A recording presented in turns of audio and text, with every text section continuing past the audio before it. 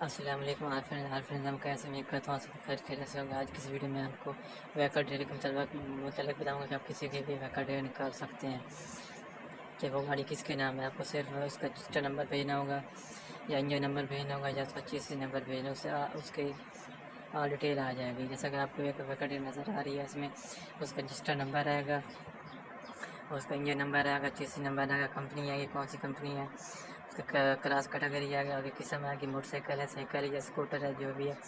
तो आगे उसका स्टेटस आएगा, कंपनी आएगी, आगे उसका जो टैक्स अदायगी होगी उसकी वो डेट आएगी, आगे बॉडी कन्वेंशन, इंजन की किस्म, ये ईंधन की किस्म, ये सब डिटेल आएगा। नीचे उसका जो है शनाख्ती नंबर वो भी आएगा, आगे नेम आएगा, वल्दियत आएगा, उसका जो फ़ोन नंबर है वो भी आएगा।